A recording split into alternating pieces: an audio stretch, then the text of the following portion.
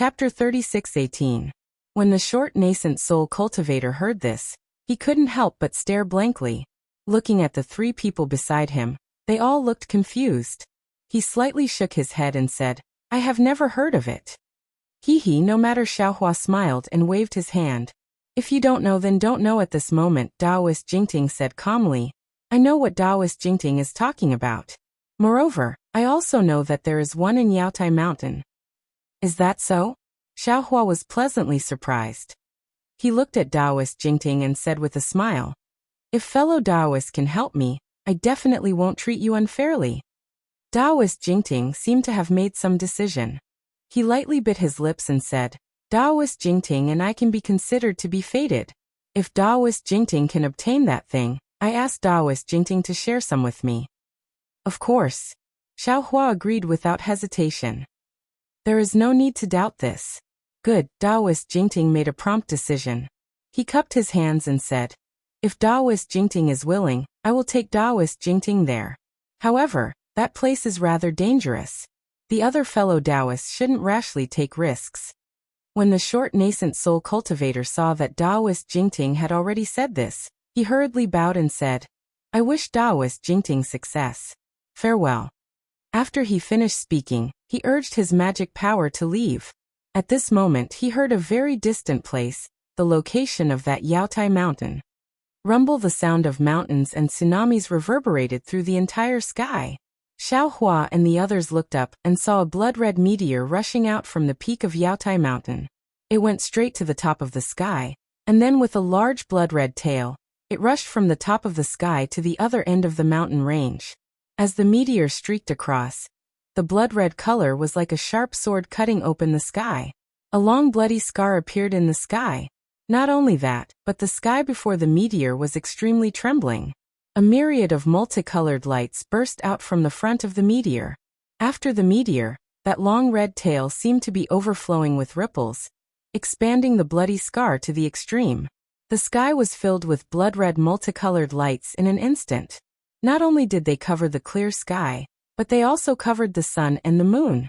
That night and blood could be seen with the naked eye rushing towards Xiaohua and the others from a distance. What is going on?" The short nascent soul cultivator was shocked. His body, which had been flying away, came to a stop as he looked into the distance in shock. Strands of heaven and earth yuan qi, as well as streams of righteous qi, slowly surged into the sky. It was as if blood had fallen into a pool of water. The blood-colored rays of light were descending towards Yaotai Mountain at a speed visible to the naked eye. Rumble. The sound of thunder and claps of thunder seemed to be the only sound in the world, reverberating back and forth. Not only did the blood-colored meteor streak across the horizon, it even cut open the hearts of all the cultivators. An indescribable restlessness, viciousness, and brutality unknowingly diffused out from their hearts. A rare treasure? The short nascent soul cultivator had just stopped and his attention fell on the blood-colored meteor when he saw jade boxes flickering with brilliance and clouds rushing out from all directions. Behind the jade boxes were many cultivators. These cultivators were either activating their magic treasures or using their abilities. They were all extremely excited. Unfortunately, the majority of the jade boxes immediately disappeared into the blood-colored rays of light when they rushed into the air. Only a few landed in the hands of the cultivators. Those who obtained the jade boxes either turned around and flew away or directly rushed forward, disappearing with the other jade boxes. Those who didn't obtain the jade boxes naturally didn't want to fall behind. They immediately rushed into the blood-colored rays of light and disappeared. As for more cultivators, they were hesitant. After all, this blood-colored meteor was an ominous sign. Who knew what was inside the rays of light? However, wherever the meteor passed, the blood-colored scars didn't disappear. The rays of light spread downwards bit by bit without any intention of stopping. Some cultivators who were close to the rays of light didn't even need to move their bodies. Once they came into contact with the rays of light, they immediately disappeared. Seeing this, how could the cultivators not know that Star-Lord Palace's intention was to let all the cultivators enter the rays of light? Rather than waiting here to be sucked in by the rays of light, it was better to enter the rays of light now and obtain the rare treasure a step earlier.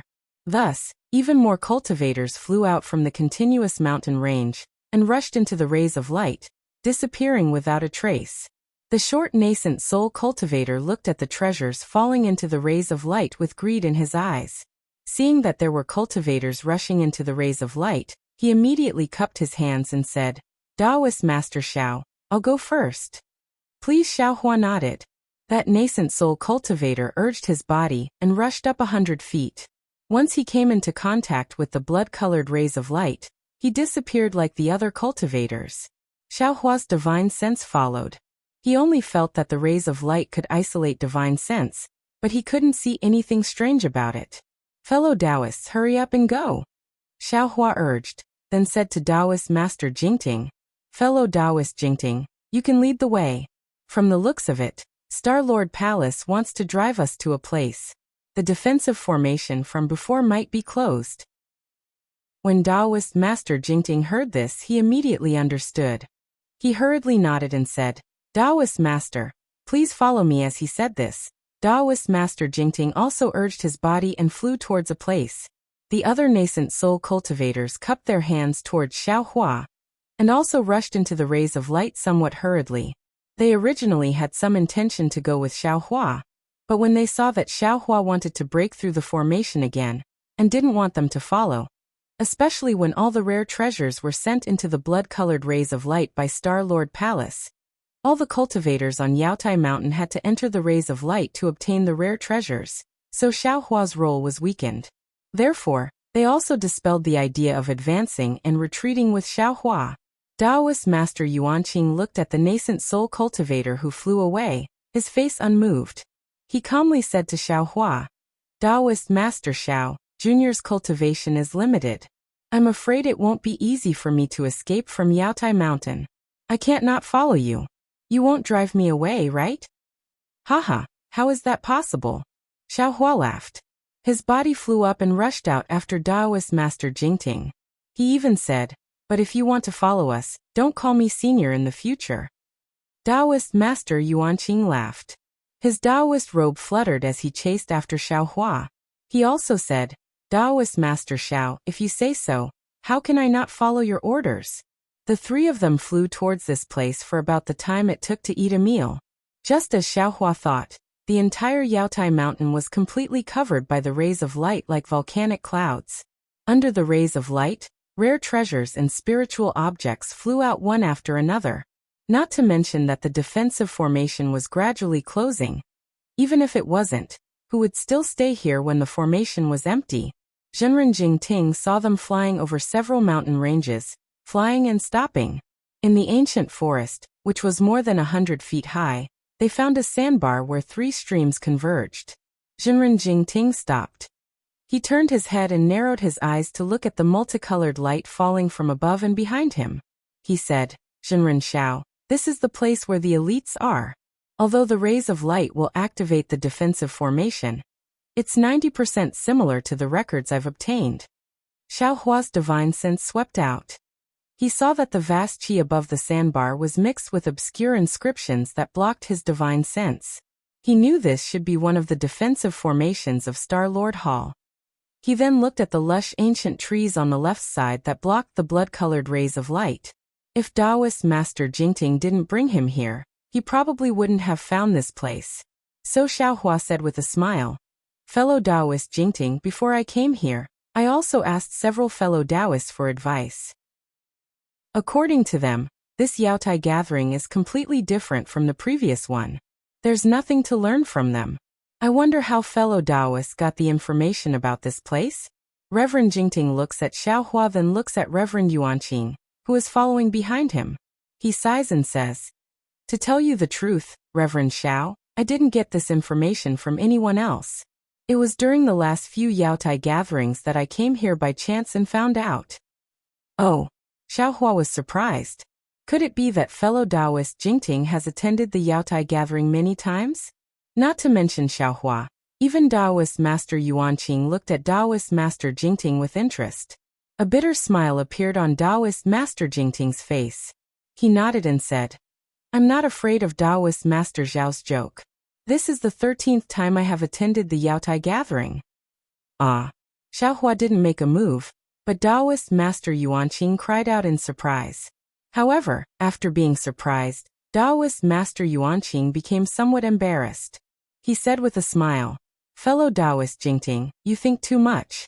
This Yaotai gathering is also the third time I've attended. You've only attended a few more times than me. I'm afraid I'm the pot calling the kettle black." Alas, Taoist Master Jingting sighed.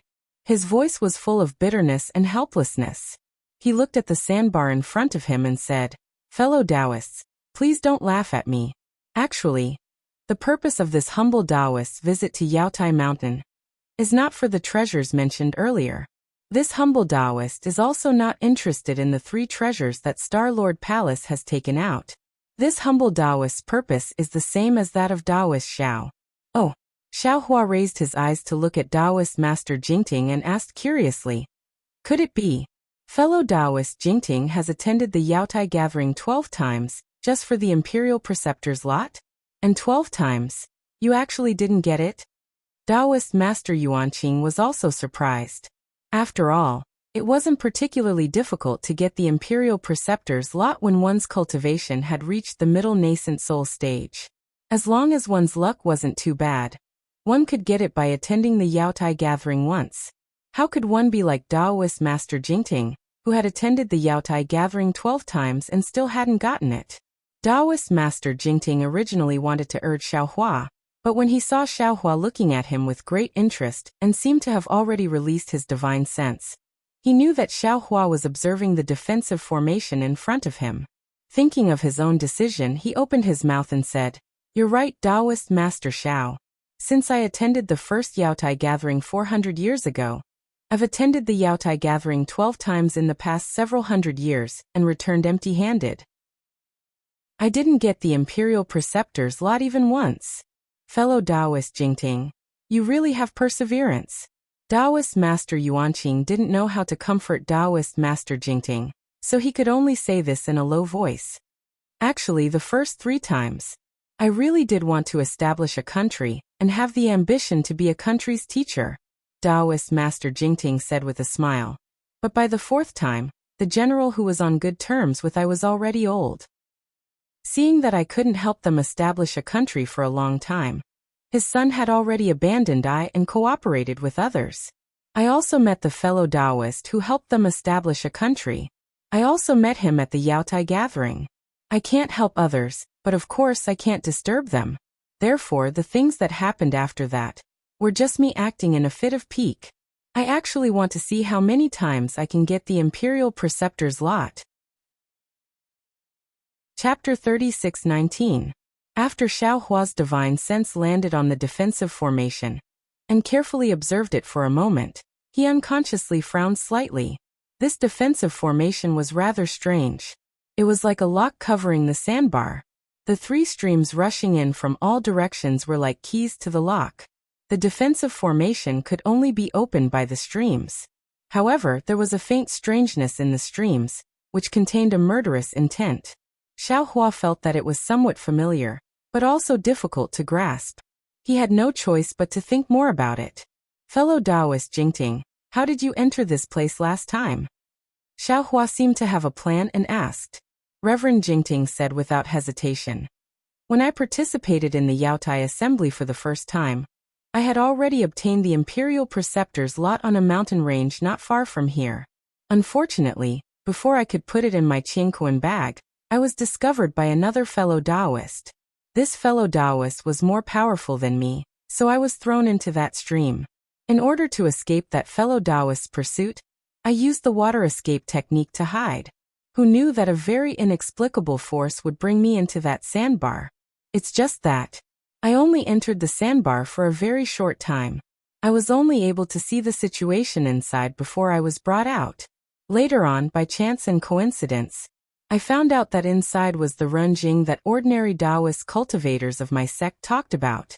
Alas, since I knew this thing was the Renjing, I had to come here every time I came here to take a look. However, apart from the first time, this was the only time I could see the surrounding ancient trees. In the past several hundred years, Star-Lord Hall never opened this place. This time, I don't have much time left." Xiaohua looked at the place that was only a few li away. The edges of the ancient trees were already blurred, as if the blood-red light had swallowed the ancient trees. Moreover, under the cover of the light, all the mountains, forests and streams could no longer be seen.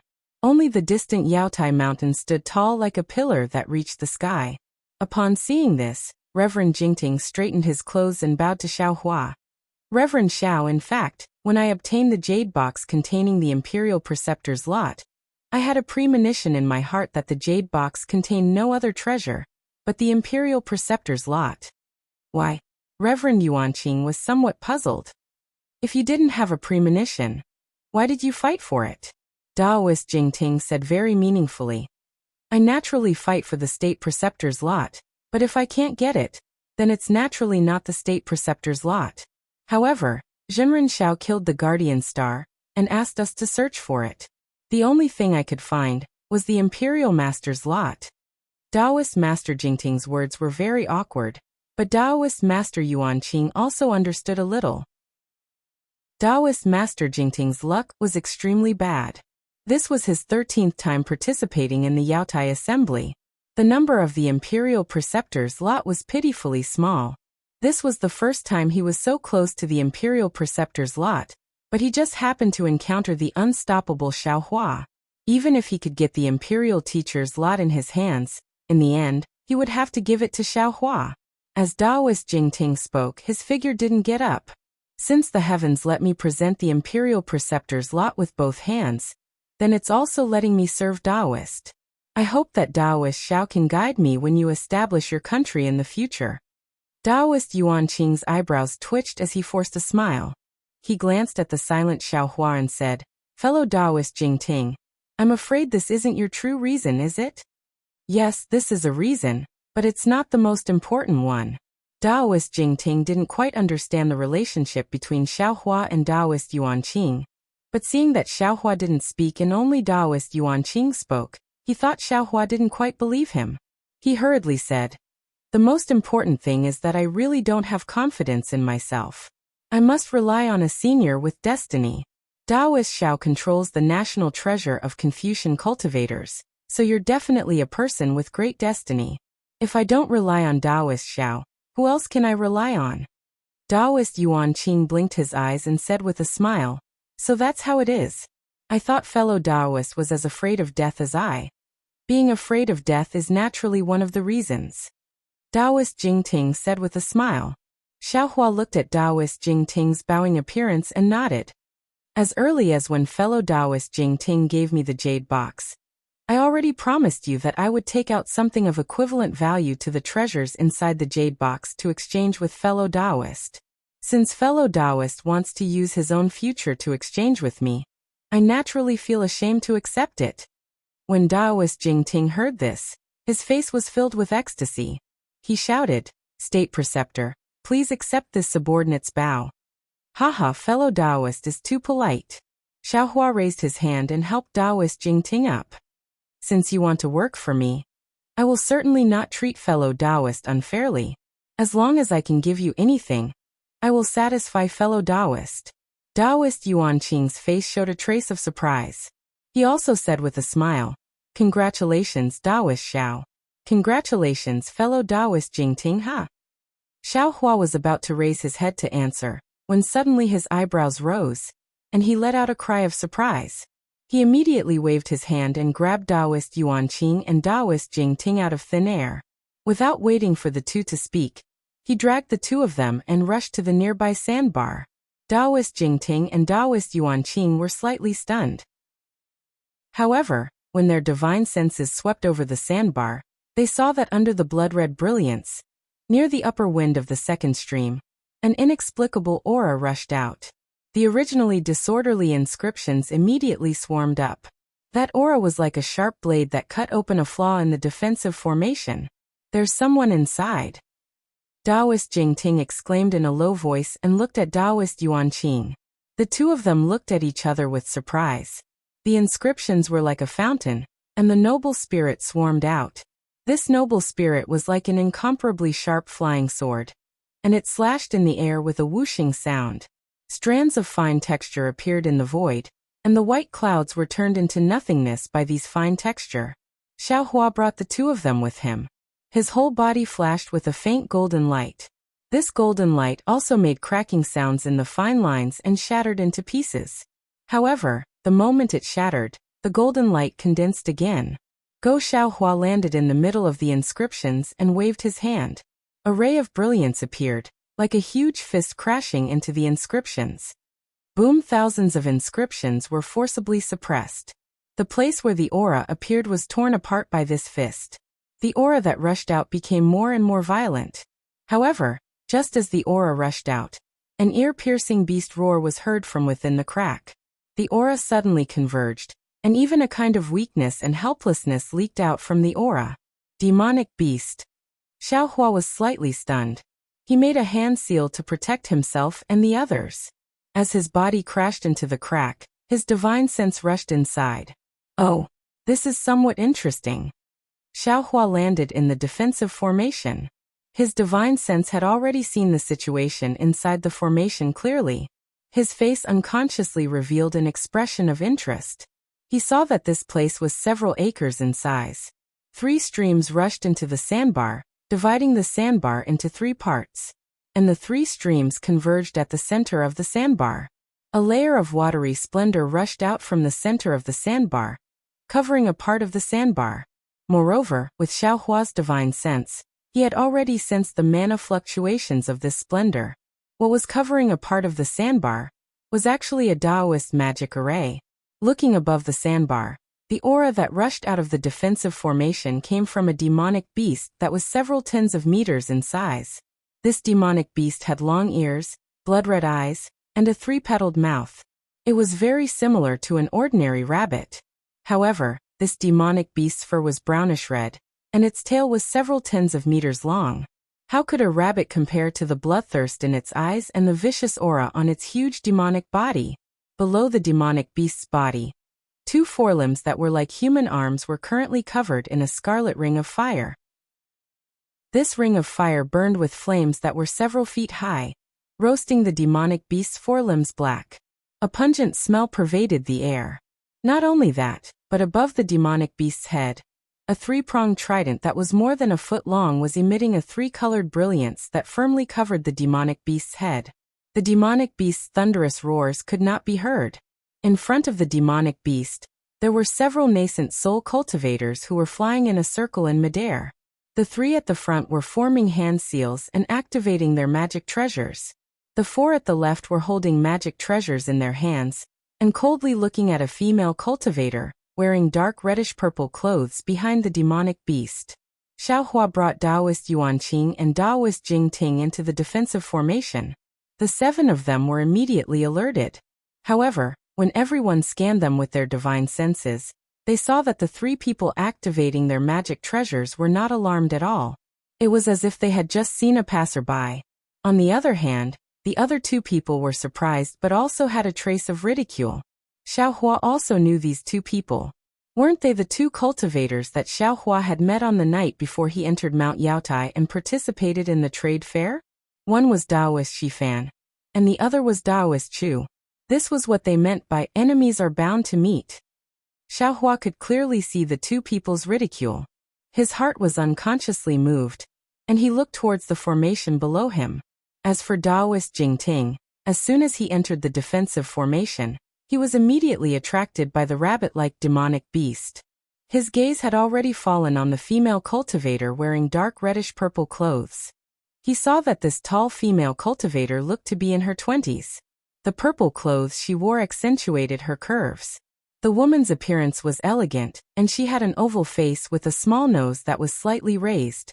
Her most attractive feature was her pair of eyes. The woman's eyes weren't large and were apricot-shaped. Under her thin eyelids, her flowing gaze was like water ripples. The woman's gaze swept past Xiao Hua and the others. Immediately, a kind of faint sadness emerged in everyone's hearts. This sadness seemed to be a reflection of the female cultivator's unfortunate life, but it also seemed to be a kind of pity for the female cultivator. Because at this moment, the woman's face was pale and flushed. Obviously she was injured.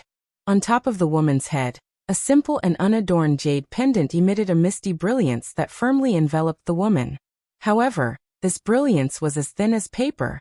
It seemed that any random magic treasure could break through the woman's defensive magic treasure.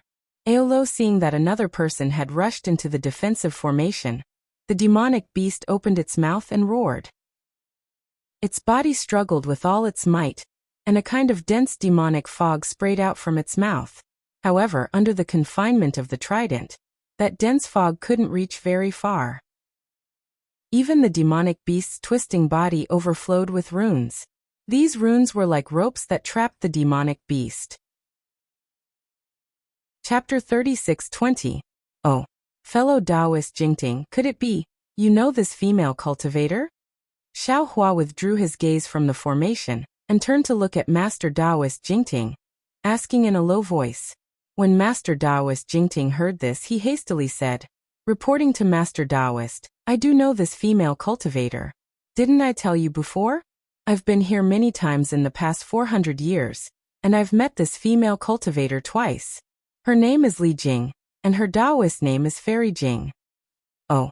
Xiao Hua looked at Master Taoist Jingting with a smile that wasn't a smile and said, it seems this Fairy Jing has the same idea as fellow Taoist Jingting. It seems so. Master Taoist Jingting looked at Fairy Jing's struggling appearance and sighed.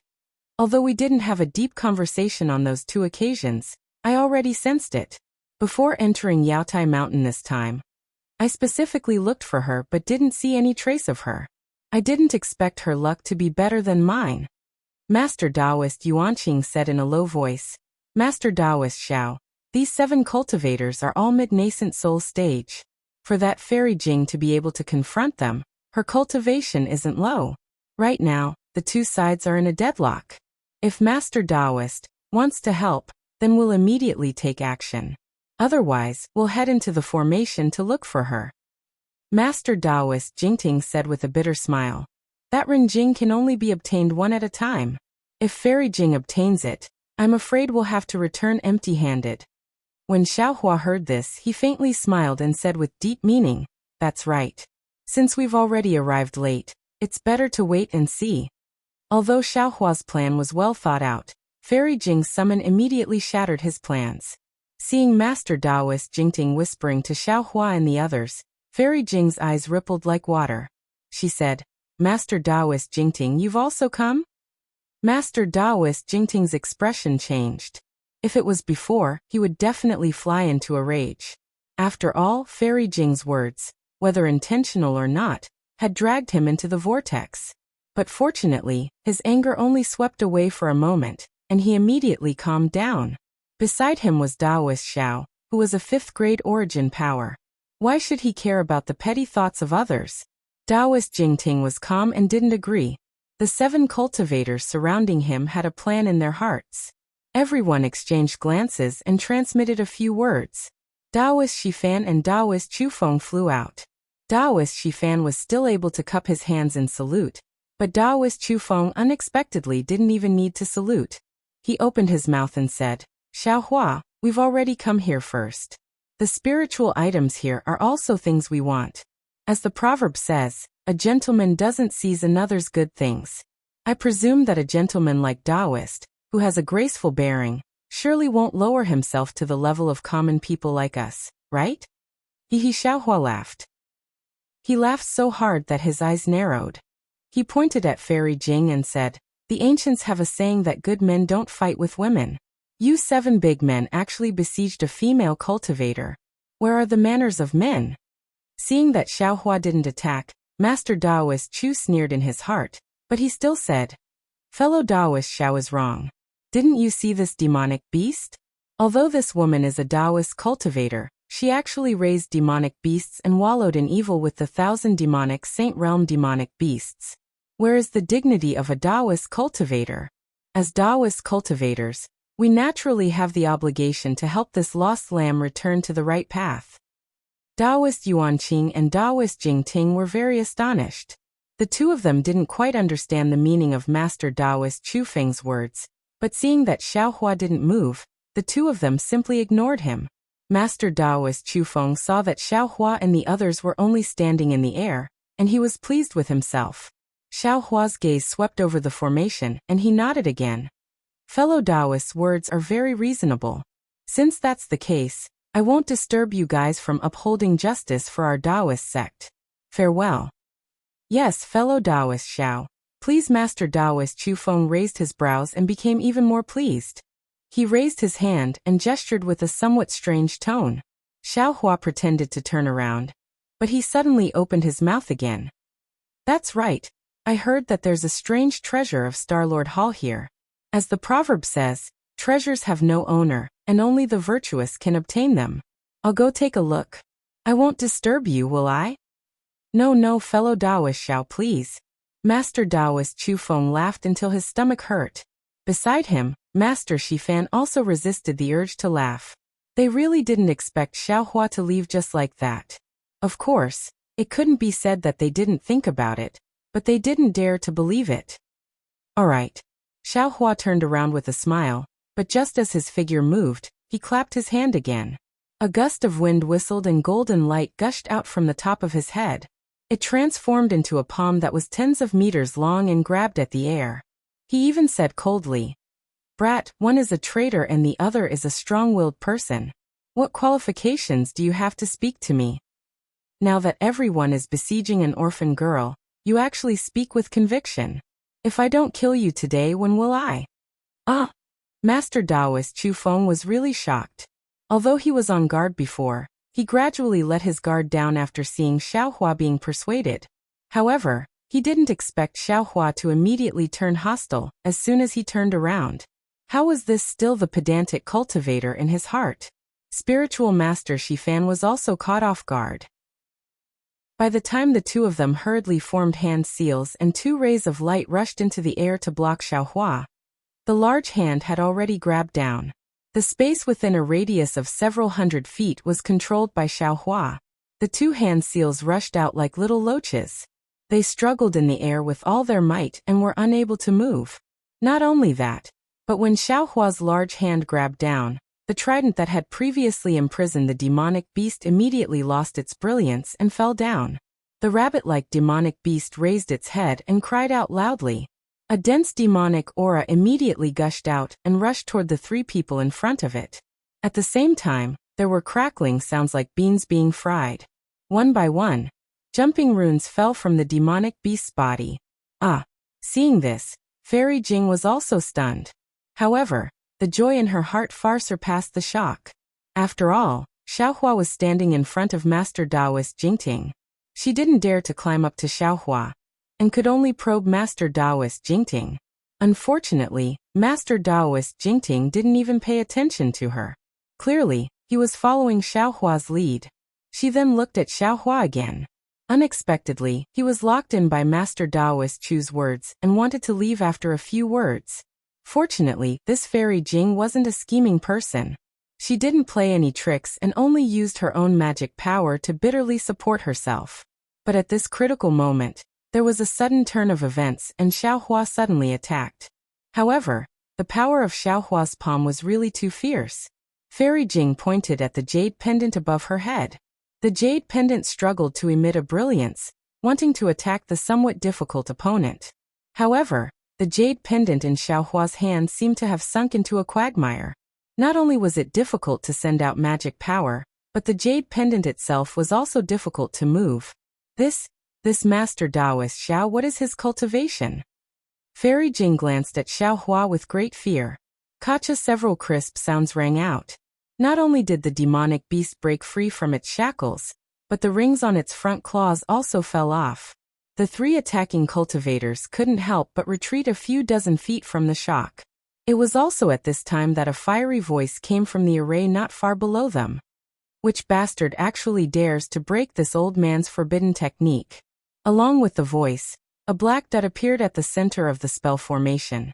The black dot quickly expanded into a vortex and a cultivator wearing black armor charged out from the vortex. A divine sense comparable to a late-stage nascent soul cultivators angrily swept toward them. Behind the black battle armor, several cultivators activated their own magic treasures and followed after him. Not only that, but several popping sounds rang out as tricolored bubbles also appeared on the other two parts of the formation on the sand island. Two bursts of spiritual sense that were no less powerful than the suit of black armor also swept forth from the spots where the bubbles ruptured. One of the divine senses fell on Xiaohua and paused for a moment. Soon after, a crimson fist flickered with dark flames and smashed towards Xiaohua without any explanation. As the fist moved, the previously angry cultivator waved his hand. Countless amounts of world yuan qi followed his gesture and condensed into a large hand. This large hand had faint black threads floating within it and whistled towards Xiaohua. As for the third nascent soul cultivator, he seemed to be somewhat hesitant. However, as the two large hands fell, he could only point with his finger. A cloud flew out of his hand, and a foot-long horsetail whisk fell from the sky. Ha ha, Xiaohua laughed. So it's an old acquaintance. Hua de Zhenren, did you not learn your lesson at the banquet? As Xiaohua spoke, he flew out and activated his Fa Li. His palm, which was originally a feint, immediately changed. It flipped over like it could overturn mountains and seas, then suddenly expanded. It was like a real giant hand that flashed with golden light as it slammed towards Hua de Zhenren's giant hand. Rumble. Xiaohua's big hand fell down and collided with the other two. The entire sky exploded with a powerful qi wave. The scarlet fist along with the dark flame was completely extinguished by Xiaohua's attack. That blackened big hand was already imprisoned by Xiaohua's magic power halfway. Only a faint black thread spread out like a small snake and retreated with extreme vigilance. There was also the horsetail whisk in the cloud. When the cloud was struck down by Xiaohua, the entire horsetail whisk slightly swayed. Thousands of golden rays of light shattered Xiaohua's little finger. Damn it, the black-armored cultivator angrily cursed, and his expression changed. He slapped his hand and a foot-long iron spike appeared in his hand. He was going to use his magic power in this fierce wind. You dare! Suddenly, Xiaohua let out an angry roar. The figure that had already landed in front of Taoist Hua De suddenly flashed with lightning and retreated like a bolt of lightning. At the same time, he rubbed his hands together and countless tiny lights fell into the void. Bang bang, bang following the collision of the hands of the three nascent soul cultivators. The sound of air breaking rang in everyone's ears. Rumble, rumble, rumble, another violent sound rang out, and the entire defensive formation shook. However, the center of the shaking was not between the four nascent soul cultivators, but where Xiaohua just left. Chapter 36-21. Xiaohua was furious. He hurriedly activated the lightning escape technique and charged toward the center of the explosion at lightning speed. Moreover, countless golden threads flickered in front of him where the lightning had exploded. It was the technique Xiaohua had activated earlier. However, these golden threads were somewhat disorderly from the impact of the explosion and couldn't fall down for a long time. Only after the most powerful wave of the explosion had subsided did the golden threads disappear. Looking at the sky again, the rabbit-like demonic beast had been blasted hundreds of meters into the air. Its two ears were swaying weakly, and its scarlet eyes flickered with an expression of lingering fear. Fairy Jing, who was on the demonic beast, was also deathly pale. She looked ahead regretfully. As for the four nascent soul cultivators who were attacking Fairy Jing, they had long since flown away. All of them were watching the scene with schadenfreude. In the air, Taoist Chu Feng and Taoist Qi Fan were surrounded by flickering golden threads. Taoist Chu Feng's face was as white as a sheet of paper.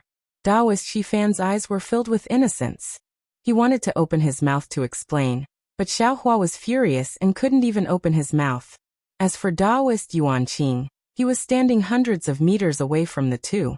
Half of his Taoist robe was torn and his face was dark red. His eyes were filled with a look of someone who had just escaped from death.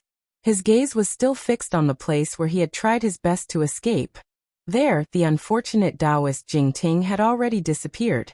Not to mention a corpse, not even a drop of blood could be seen. No one saw it more clearly than Taoist Yuan Qing. Just as Xiaohua retracted his hand and fled to attack the three late nascent soul cultivators, Taoist Chu Feng, who had escaped from Xiaohua's imprisonment, suddenly opened his mouth and spat out a several-inch-long rhombus-shaped object. Taoist Yuan Qing immediately felt fear and trepidation as soon as that object appeared. Immediately afterward, A rumbling sound erupted from Xiao Hua's location. Taoist Yuan Qing immediately moved to attack Taoist Chu Feng, but he was still a bit too slow. Taoist Chu Feng frantically shook his hand, and half of his arm turned into blood that rushed into the rhombus-shaped object. The object immediately trembled and disappeared before Taoist Yuan Qing's eyes. How could Taoist Yuan Qing not know how powerful this object was? He hurriedly fled. Taoist Jing Ting's cultivation couldn't compare to Taoist Yuan Qing's, and his scheming was even more difficult to compare. Only after Taoist Yuan Qing fled did Taoist Jing Ting come to his senses. By the time he hurriedly brought out the heaven-shaking hammer, the rhombus-shaped object had already appeared in front of his chest.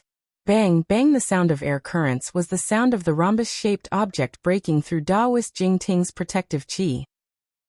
Then the rhombus-shaped object exploded loudly and Taoist Jing Ting's corpse was blown to smithereens. Even though Taoist Yuan Qing reacted quickly, he was still injured by this object. Not only was half of his body unable to move, but the qi and blood in his body were constantly surging and difficult to calm down. What is this thing? Why is it so powerful? It can even kill a mid-nascent soul cultivator? Taoist Yuan Qing thought to himself with lingering fear. I'm afraid, it's a destructive magic weapon specially refined by an expert related to Taoist Chu. While Taoist Yuan Qing was pondering, Xiao Hua's figure had already appeared where Taoist Jing Ting was standing just a moment ago. Xiao Hua merely swept over with his divine sense before he had time to look elsewhere. He heard Taoist Huda sneer behind him. You dare! Then he saw Taoist Huda clap his hands and a fist-sized fire gourd flew into the air. A ferocious aura that seemed capable of destroying heaven and earth rushed out of the gourd's mouth. Damn it! Xiao Hua cursed, unable to restrain his anger. This matter couldn't be considered as his carelessness. He saw that Fairy Jing was able to confront 3 nascent soul cultivators by relying on her demonic beast and magic weapon. He only needed to break the confinement spell on the demonic beast. Then he had Taoist Yuan Qing and Taoist Jing Ting on his side. 3 nascent soul cultivators and 1 demonic beast dealing with 7 nascent soul cultivators shouldn't be a problem. And when he saw the confinement spell on the demonic beast, he knew that there were definitely other powerful nascent soul cultivators within the array. Therefore he broke the spell and lured them out. But Xiao Hua didn't expect Taoist Chu to actually have such a powerful magic weapon. This item was similar to the single-use magic weapon Xiao Hua refined when he was still a low-level cultivator. Moreover, this item was 100 times more powerful than Xiao Hua's. In particular, the lamentable Taoist Jing Ting was extremely unlucky. Taoist Yuan Qing was able to dodge it, but Taoist Jing Ting actually didn't react at all, and was killed.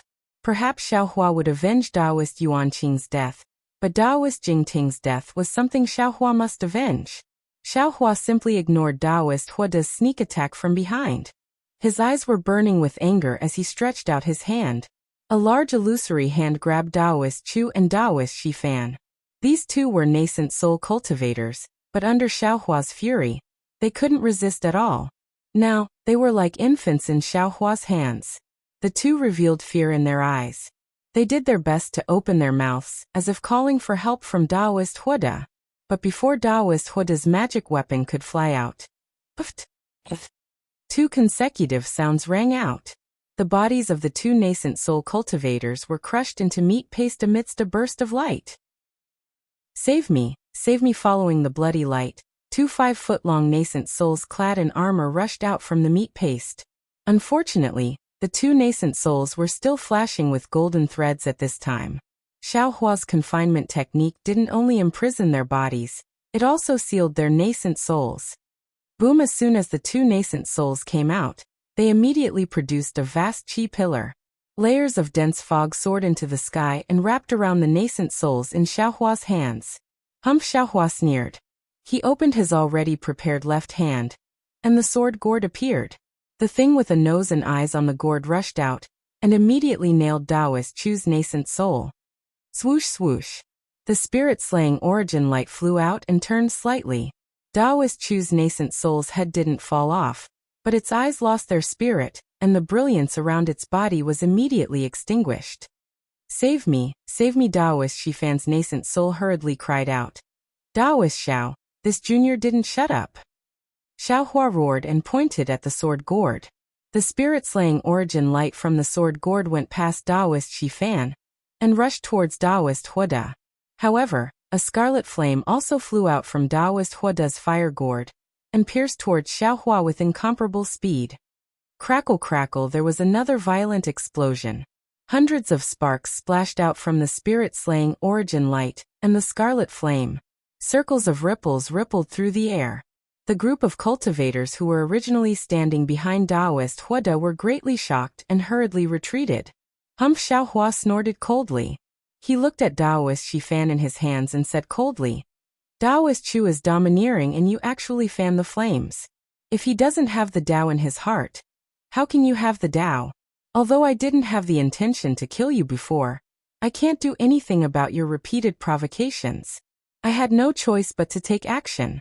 As for you, losing your physical body is also a punishment. I won't let my hands be stained with blood again. Many thanks, Taoist. Many thanks, Taoist. Taoist. Shifan's nascent soul's sharp voice was filled with pleasant surprise. However, when Xiaohua loosened his hand and put away the Qiankuan pouch in his hands, a huge suction force with an overwhelming aura pressed down. Taoist Shifan's nascent soul was simply unable to control his body and fell down along with the mist.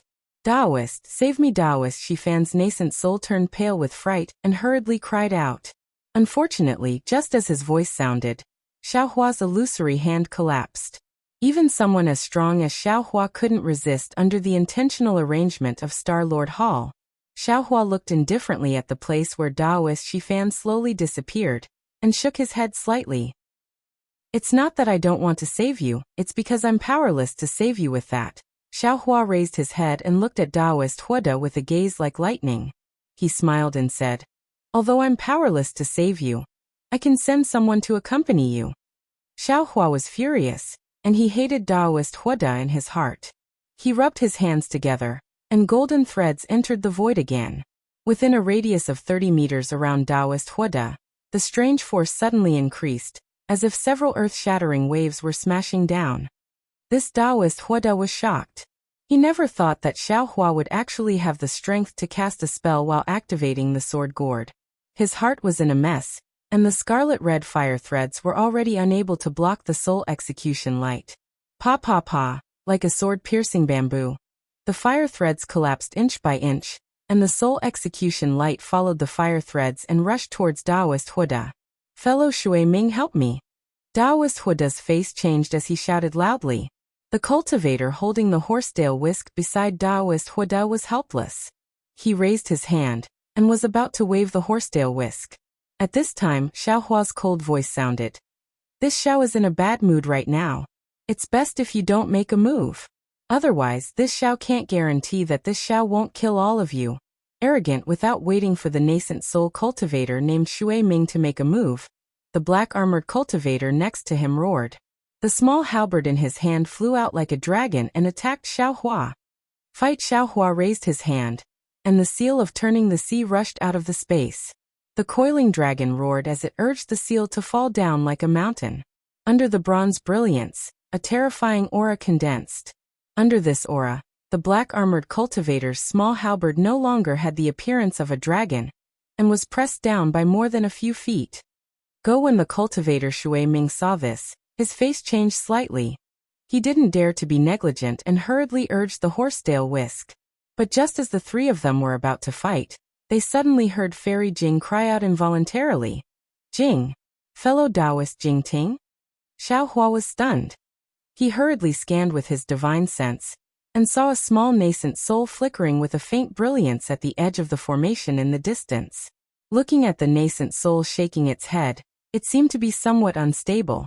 Seeing this scene, Xiaohua immediately understood. Although Taoist Master Chu's magic treasure had shattered Taoist Jingting's physical body, Taoist Jingting's luck hadn't declined to the extreme. His nascent soul had actually escaped. It was just that the nascent soul had been knocked unconscious by the huge impact, and had just woken up. Chapter 36-22.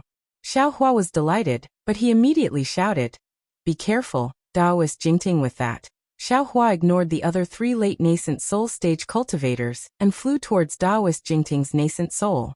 Moreover, his divine sense displayed the magical power that he had just comprehended from the secret technique of Doshan Jun's jade pupil. It turned into an invisible big hand that stretched out, wanting to protect Daoist Jingting. Seeing Xiaohua so easily escape from the battle and treat the 3 of them as nothing, Daoist Huda couldn't help but bite his lips and his eyes flashed with an ominous glint. Shua, just as Daoist Huda wanted to make a move, thousands of blood-colored rays of light fell from the top of the defensive formation and quickly covered the 4 cultivators who had previously besieged Fairy Jing.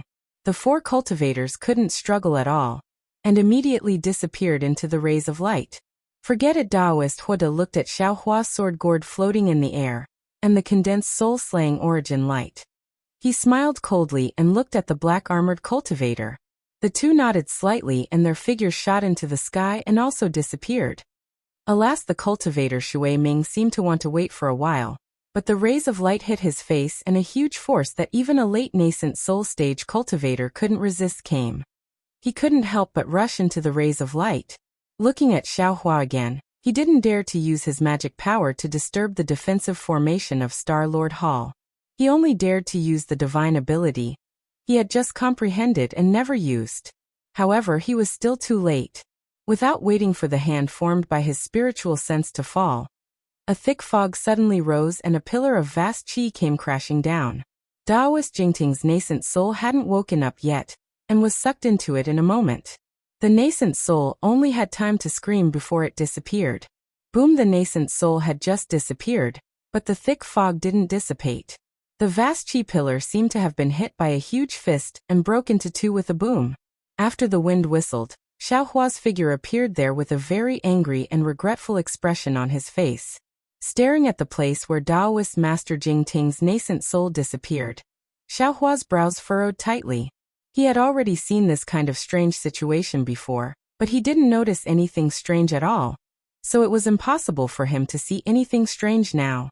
If he had never seen Xianzongzi, perhaps he would be like ordinary cultivators and think that Star-Lord Hall was protecting the Taoist cultivators.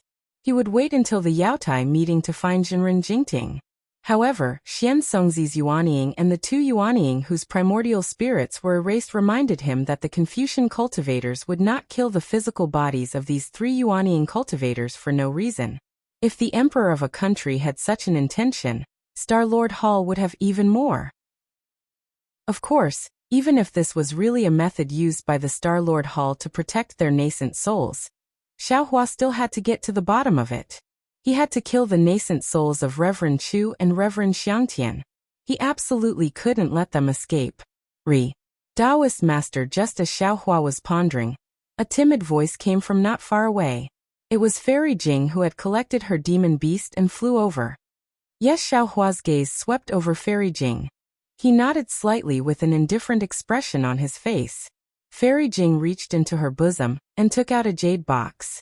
She handed it over respectfully and said in a low voice, "This is the Ren Jing I obtained from the Shazhou's formation. Senior must have come for it. I caused Daoist Jingting's death and also received Daoist Master's help. I have nothing to repay you with." Yes, Xiaohua declined to comment. He beckoned with his hand, and the jade box fell into his hand. Looking at the restrictions and talismans covering the box, Xiaohua opened his mouth and a beam of sword light fell. All the restrictions were broken. Fairy Jing's heart skipped a beat as she saw this. She secretly rejoiced at her own actions. Contrary to Fairy Jing's expectations, Xiaohua opened the jade box and saw the so-called Ren Jing inside. An expression of not knowing whether to laugh or cry appeared on his face. He then raised his head and asked, "Li Jing, are you sure this is the Ren Jing of the heavenly soul, earthly soul, and Ren Jing? What? Could it be that this isn't a Ren Jing?" Fairy Jing was also stunned. Looking at the spirit fruit that looked like half a gourd, she asked curiously, "This Ren Jing is thin at the top and thick at the bottom. Isn't it a nurturing essence? If this isn't a Ren Jing, then what is it?" Oh. Hearing Fairy Jing's words, Xiaohua was slightly absent-minded. It seemed that a long time ago, there was a woman called Wuxia who said to him, "Daoist Xiao, look. That mother-child spirit fruit is thin at the top and thick at the bottom. Isn't it a nurturing infant?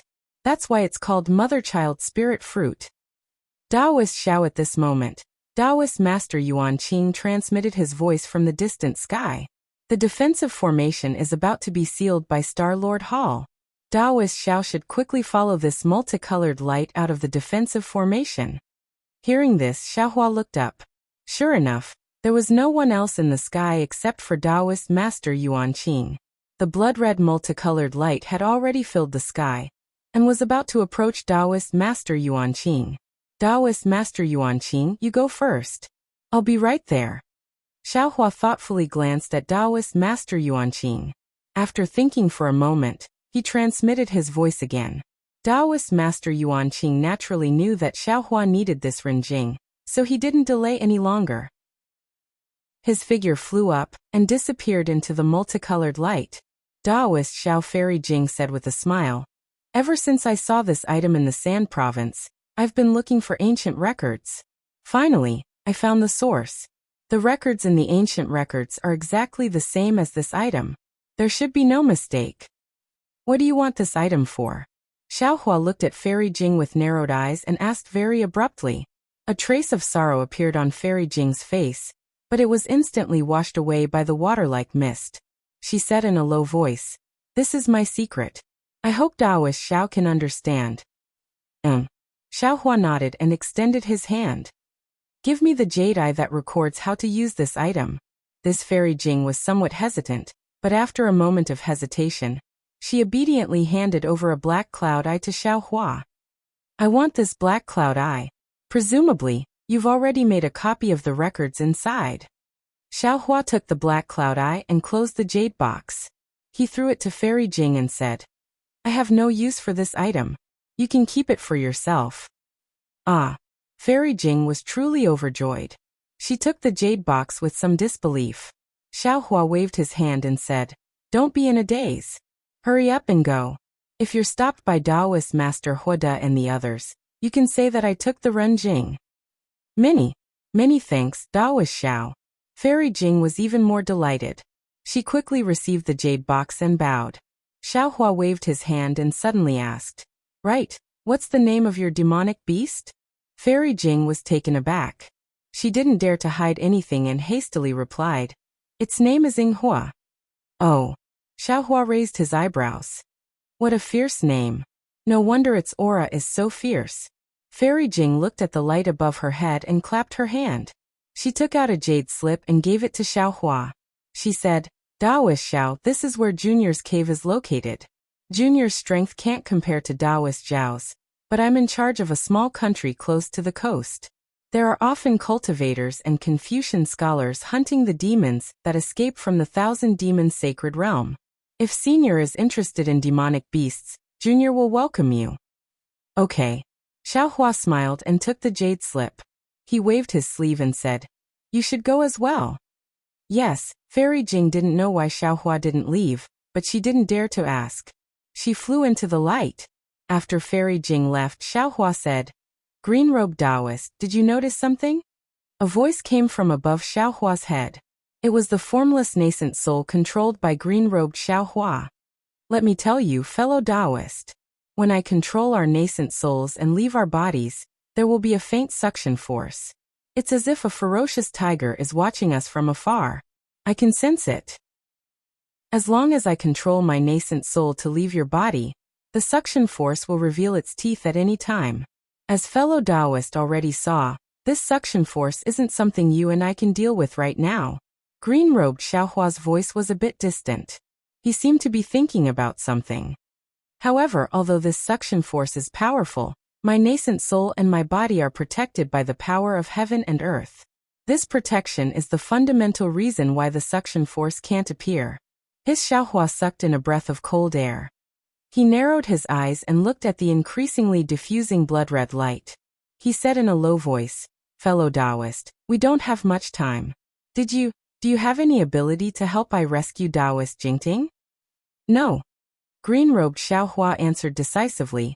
"When I encountered this huge suction force and you and I saw the abnormality, I already started to investigate the secret technique.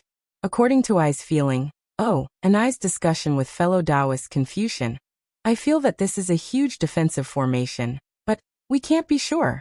At the same time, this defensive formation is definitely not something you and I can break with our current cultivation levels. Xiao Hua's eyes flashed with a trace of severity. He said again, so this is the work of Star-Lord Hall? The problem is, green-robed Xiao Hua sneered.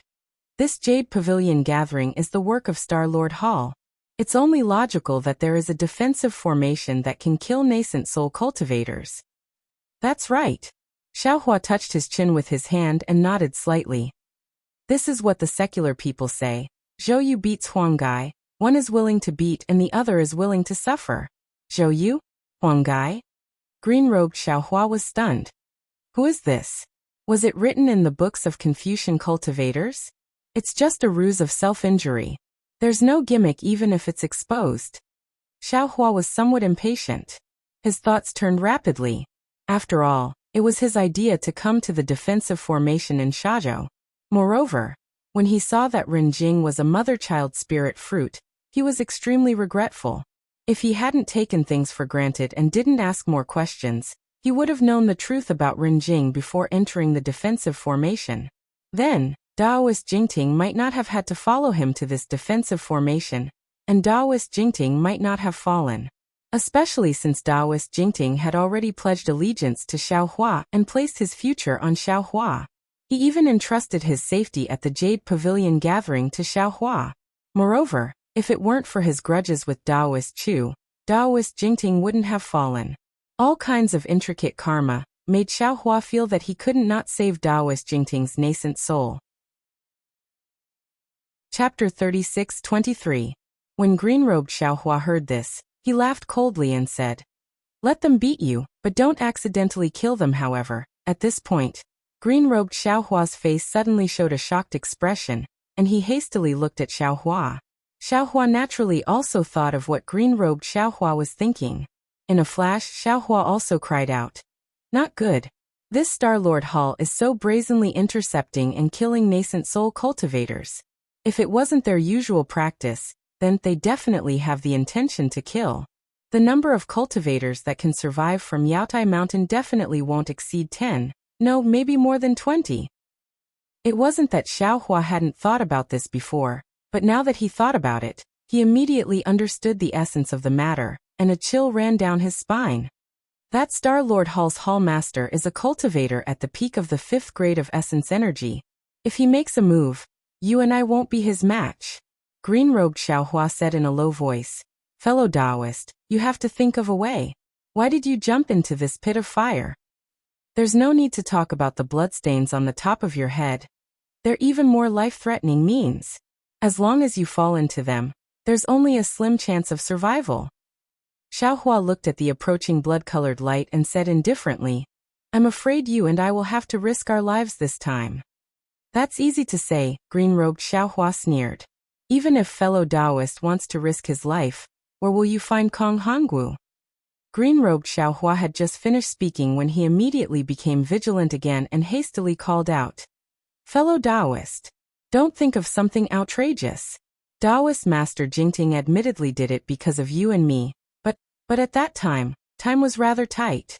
Fellow Taoist couldn't have asked about Renjing's secret in front of a group of cultivators. Moreover, when fellow Taoist fought against Taoist Master Huada, didn't you also release that demonic beast called Inghua? Taoist Master Jingting's death can't be blamed on you or me. It's because his luck was really too bad." Green-robed Xiao Hua was exonerating Xiao Hua. What he said was naturally the truth. Nothing in this world was perfect. When regret was born, even if there were thousands of reasons, what use would it be? After the green-robed Xiao Hua gave a few more reasons, he simply shut his mouth and didn't say a word. Fellow Taoist Xiao Hua saw that the green-robed Xiao Hua wasn't speaking, so he said, "Not to mention that Master Taoist Jingting died for us, just this defensive formation. This is Star-Lord Hall's killing intent. If we don't find any flaws in the defensive formation, how can we escape from it? Although you and I have already obtained the Imperial Tutor's lot, do you think that Kong Hongwu will let off the act of killing a Star-Lord? For the sake of our survival, we will also turn this Yaotai banquet upside down." "All right," the green-robed Xiao Hua nodded and said, As you wish, I also know that what you think is reasonable. But, fellow Taoist, you go by yourself? Why did you ask I to go? There's also the scholarly cultivator Xiaohua, the dragon vein Xiaohua, and so on. Xiaohua didn't answer. A moment later, the green-robed Xiaohua's dispirited voice rang out. Sigh, I knew it. The first person to eat crabs won't have a good end. I only wore a nascent soul Taoist robe. How did I get into this kind of trouble? Fellow Taoist, if I can't come back, you have to burn paper for I on the 1st and 15th day of the lunar month as a sacrifice to I's soul. Thank you for sacrificing yourself for us, fellow Taoist. Xiaohua smiled and cupped his hands. Actually, if something happens to fellow Taoist, I'm afraid that I might not be able to leave this Yaotai mountain. If I can leave, I will definitely burn paper for you. Baldy at this moment, the green-robed Xiaohua shouted again. I'm going. If something happens, you have to recite Buddhist scriptures for me. It's best if you use Buddhist magic to summon me back. Even if I can't be free and unfettered on top, I will still go down to accompany Xue Xue. Damn it, go quickly. Xiaohua's nose was about to become crooked. This was what he was thinking at the bottom of his heart. And all of a sudden, the green-robed Xiaohua said it out loud. However, the green-robed Xiaohua clenched his teeth and flew into the air. Although the suction force was much stronger than before, the natural suction force on Xiaohua's body was even stronger. Moreover, the thick fog and the vast energy pillar were still unable to form. Haha, fellow Taoist, you see your plan is not appropriate.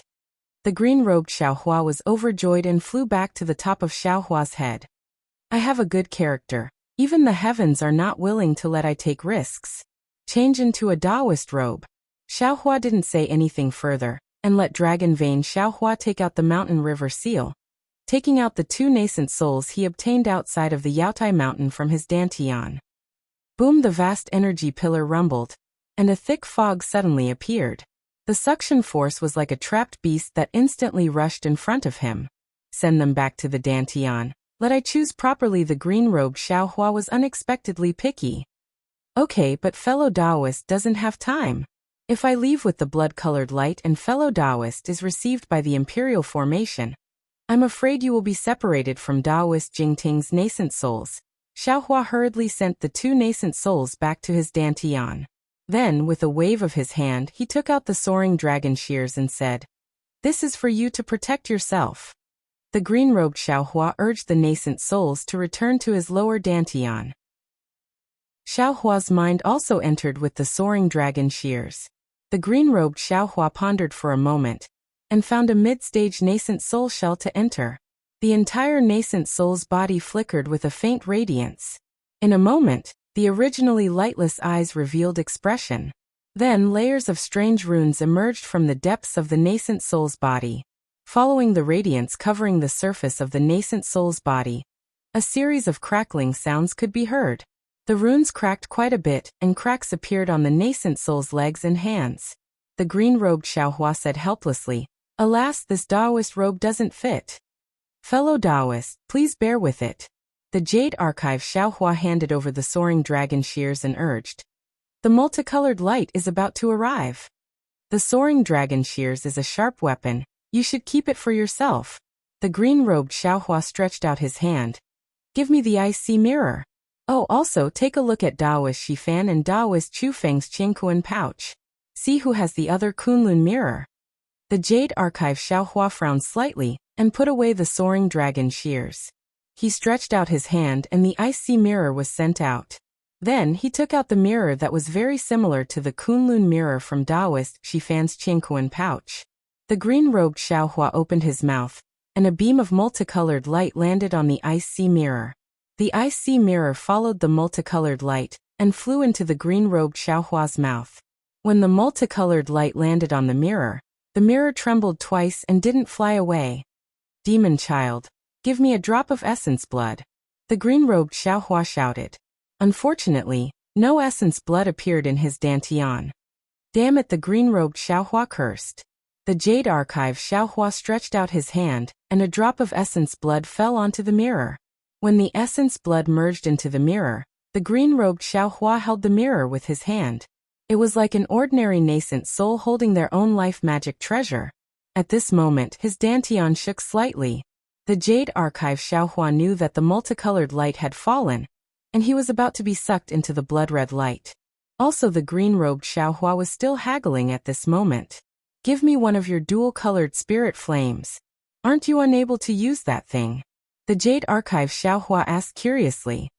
Of course not in the past. Now that I have been tempered by the 5 Qi righteous thunder, and have the secret technique of a Mahayana realm cultivator, of course I can.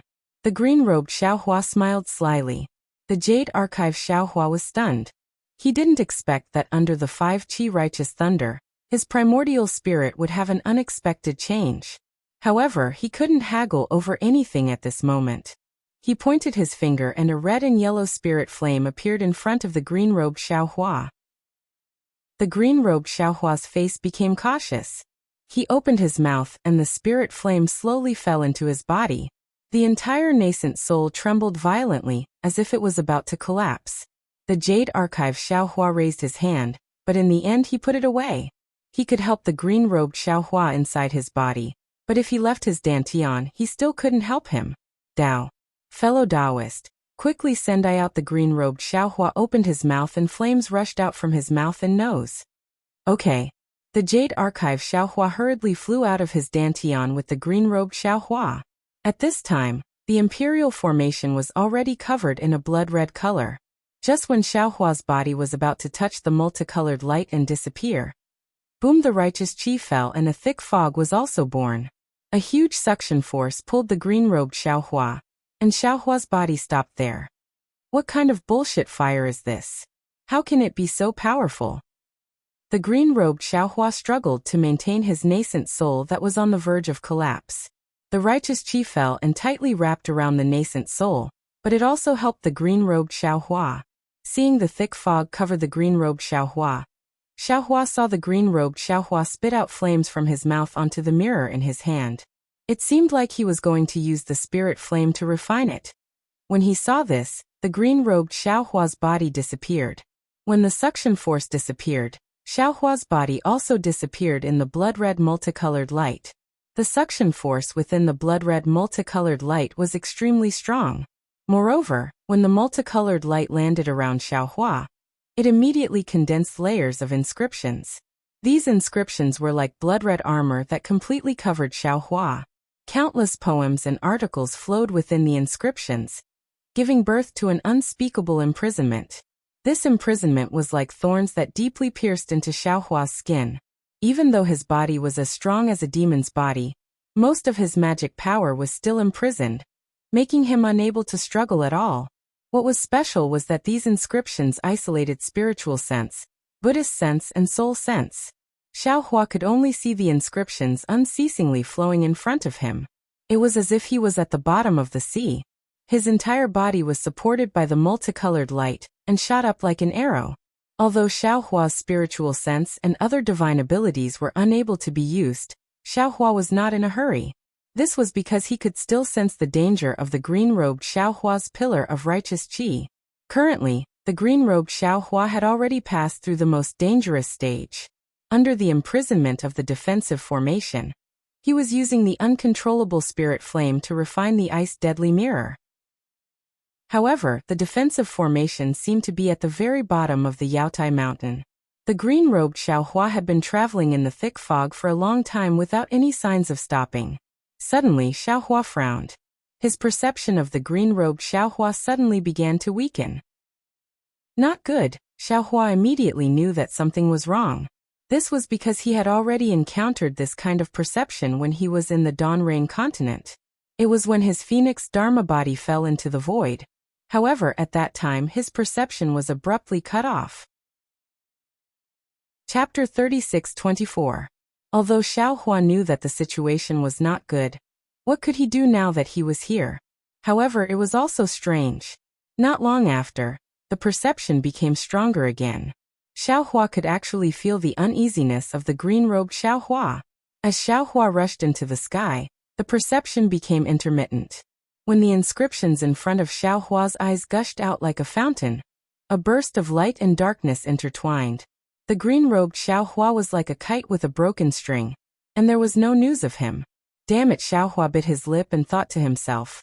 I have to throw a meat bun at a dog for no reason, and I can't come back. I don't know when the Phoenix Dharma body will come back, and this green-robed Xiaohua is also lost. I hope this defensive formation isn't as heartless as this Xiao thought. Of course, although Xiaohua couldn't sense the green-robed Xiaohua's location, it was his primordial spirit after all, so there was a kind of indistinct feeling. He vaguely knew that the green-robed Xiaohua wasn't in danger at this time. Collecting his thoughts, Xiaohua raised his eyes and looked around. He saw that this was a blood-red space, or it could be said that it was like a sky filled with sunset clouds. Xiaohua's surroundings seemed to be misty and boundless, but there was nothing, no matter if it was a mountain peak, clouds, or cultivators. Moreover, although the inscriptions around Xiaohua's body had already disappeared, his divine sense, Buddhist sense, and soul sense still couldn't leave his body. This caused him to be at a loss. After all, in the previous dangerous situation, if his divine sense or Buddhist sense were restricted, his soul sense could always be used, no matter if it was far or near. This gave Xiaohua something to rely on in dangerous situations. He had never encountered a defensive formation that even restricted soul sense. However, facing this blood-red sky, Xiaohua always had a kind of vague familiarity in his heart. It was a kind of feeling like he had returned home. Out Xiaohua urged his magic power, and flew for a while. Suddenly he had a kind of realization. This is the void. Good after Xiaohua understood. He looked around and couldn't help but sigh with emotion. Star-Lord Hall really spent a lot of money. I don't know how much they spent, but they actually set up a defensive formation in the void. Since we are in the void, so what if I don't use my spirit sense?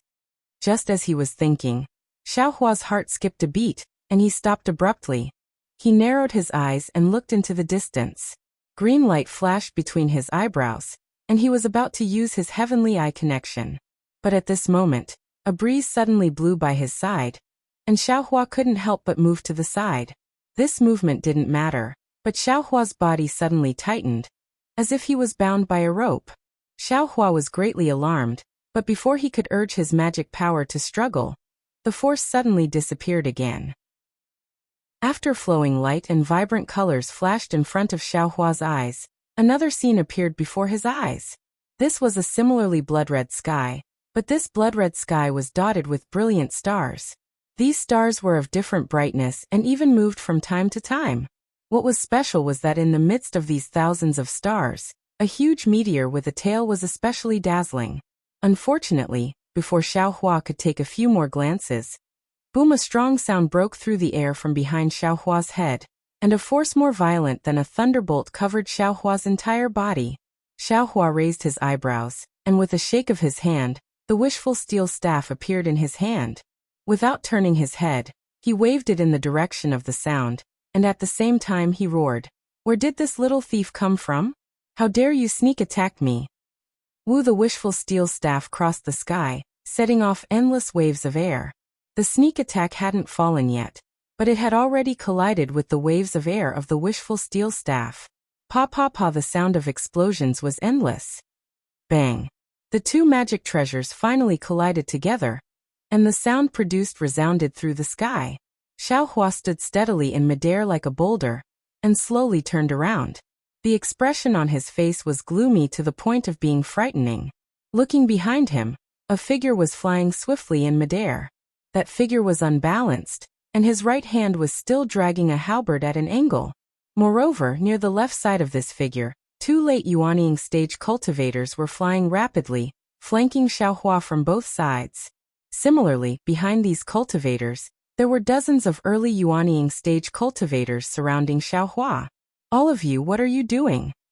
Xiaohua's roar was like a thunderclap, his eyes flashing with fury. He came to the Jade Pavilion meeting to win the lot of the Imperial Preceptor, and he also wanted to help Jiang country establish a country, so that he could establish a Dao sect and prosper it. However, he had not yet established a country, and he had only taken one step in the journey of 100 miles. Not only did he encounter the obstruction of many Confucian cultivators, but he was also schemed against by the Dao sect cultivators. He was not afraid of the Confucian cultivators. After all, they were enemies, but the Tao sect cultivators frequently plotted against him, which really made Xiaohua's heart cold. Now that he saw dozens of Yuanying stage cultivators not killing the Confucian cultivators, but besieged by others to besiege him, Xiaohua suddenly felt his blood turn cold. He reflected on it a little. He didn't know if his previous thoughts were correct, and he didn't know if everything he planned for the Tao sect was worth it. People, maybe it's better to be selfish. There is a saying that one must first settle the internal affairs. There is indeed some truth. Under Xiaohua's roar, naturally no one would answer. Xiaohua narrowed his eyes, just like that day in the Blackwind Ridge. He only looked indifferently at the group of Yuanying stage cultivators hurriedly setting up the formation. And there was no movement to escape at all.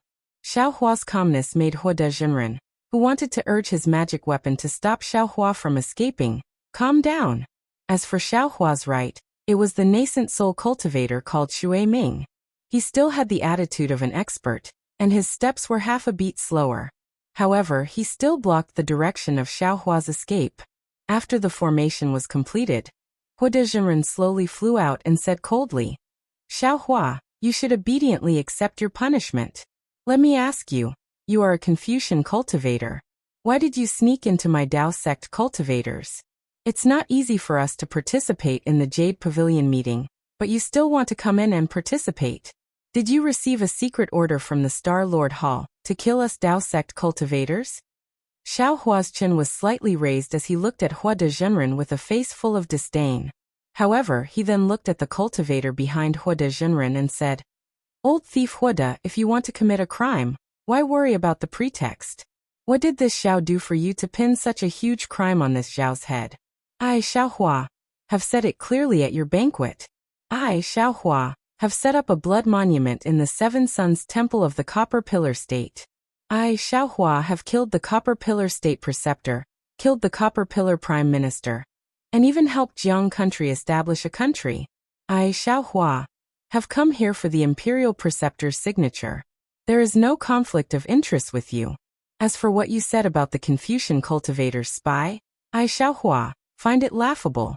I, Xiaohua, have told you clearly that I, Xiaohua, seem to have cultivated a Confucian cultivation technique, but this does not mean that I, Xiaohua, am a Confucian cultivator. Moreover, on the hidden immortal continent, I don't know how many Tao sect cultivators have Confucian cultivation techniques. If you use this to speak, the entire hidden immortal continent's Tao sect, I'm afraid there aren't many real cultivators. What's the use of saying all this?" Hua Dezhenren sneered. "No one will admit it at this time. Seeing how sincere you are, you must have worked hard in the Copper Pillar State. How about this? You only need to seal your cultivation. When this old man investigates your background, I will return your innocence." "With just you?" Xiaohua's face revealed an incomparable sneer. Alas, immediately after, Xiaohua looked at the nearby cultivators with indifference, schadenfreude, ridicule, and sympathy on their faces. He sighed and said loudly, "You are all Tao sect cultivators. Your hearts are the same as Xiaohua's. Xiaohua knows that you are forced by the situation and have no choice but to submit to power. Now Xiaohua will give you all a chance." Speaking up to here, Xiaohua paused for a moment and said slowly, "Now, if you all leave, this old man will not bicker with you all. If this old man counts to 10 and you all are still here, then don't blame this old man for being ruthless." After waiting for a moment, Xiaohua opened his mouth and said, 10, ha ha ha. Not only Hua Dezhenren laughed, but the black-armored cultivator next to him also raised his head and laughed. He pointed the long halberd in his hand and said, "Fellow cultivator Huada, now this old man really believes what you said. This kid is really arrogant. The matter of the Seven Sons Temple setting up the bloodsteel seems to be true. Only such an arrogant person can do such a thing." 9 Xiaohua ignored him, and kept counting with his hands behind his back. "Fellow cultivator Ao is wrong," Hua Dezhenren said with a smile. "His arrogance is deliberately mystifying. He is only a mid-nascent soul cultivator. How dare he set up a bloodsteel in the country of Confucian cultivators? Any normal Tao sect cultivator can't do such a thing that Confucian cultivators are afraid of. who would be so reckless as to cause trouble for themselves. Other than trying to cover up and attract our attention and treat him as a real Dao sect cultivator, this old man can't think of any other possibility. Is this guy stalling? The cultivator surnamed Ao frowned and looked at Hua Dezhenren. Hua Dezhenren pretended to think, looked up and down, and shook his head slightly. This old man doesn't think so. If he is stalling, then he is waiting for the Star Lord Palace's help. But if the Star Lord Palace makes a move, he will be useless. Xiaohua still said. Hua Dezhenren looked up and said, Shui Mingzi, what do you think? Shui Mingzi waved his horsetail whisk in the air and said with a smile, don't ask this old man. You and Ao Zhantian can decide. 7. Forget it. Ao Zhantian put away the halberd in his hand and said coldly, this old man was going to make a move. Then this old man will see what this guy is going to do. Among the fellow Taoists near this old man, how many of them are wavering? 6. This old man thinks so too. Hua Dezhenren also looked to the left. The nascent soul cultivators who met his gaze all lowered their heads, not daring to look him in the eye. These cultivators didn't do that under Xiaohua's gaze. Clearly, in the face of power, the so-called conscience was worthless. 5. For 3 in the air, only Xiaohua's voice could be heard. Everyone was waiting there quietly. It was as if they were watching a joke, and also as if they were waiting for the verdict. 2. Chapter 36:25. Seeing that the number 1 is about to arrive, an older cultivator's expression slightly changes. He opens his mouth and yells, Junior is not talented. I came to the Jade Pavilion gathering to look for treasures, not to kill Taoist cultivators. Regardless of whether Xiaohua is a Taoist cultivator or not, it has nothing to do with Junior with that. The cultivator hurriedly flies several feet away, trying to break out of the encirclement. Damn it! Hua Dezhenren roars, Xiongyi, you dare to embarrass me? With that, Hua Dezhenren waves his hand. A fire shuttle of several inches in size falls in the air, turning into a stream of light and stabs at the cultivator. Before the fire shuttle reaches the cultivator, its monstrous ferocious aura has already enveloped the cultivator Xiongyi in a radius of several dozen feet. Xiongyi is shocked. He is only an early nascent soul cultivator. How can he withstand the anger of a late nascent soul cultivator? He also didn't expect that Hua Dezhenren would be so shameless as to kill him in front of everyone. 1. Xiaohua says coldly. His gaze is like lightning, and his voice is so cold that it can penetrate the bones. Except for Xiongyi, you from now on are not yourselves. While speaking, Xiaohua rubs his hands. Rumble, a bolt of lightning as thick as a child's arm appears out of thin air, hitting the fire shuttle of Hua Dezhenren. This time, Xiaohua is really angry. This bolt of lightning contains a huge force. Just this one bolt of lightning immediately cleaves the entire fire shuttle down from the air, causing several cracks to appear on the surface of the fire shuttle. How is this possible? Hua Dezhenren is shocked. This defensive formation can't use divine sense. How can you use this lightning technique? Xiaohua doesn't pay attention to Hua Dezhenren and whispers in his heart. Fellow Taoist, where are you? Hey, why did you call me? Xiaohua seems to be unhappy. This is your Taoist matter. What does it have to do with me?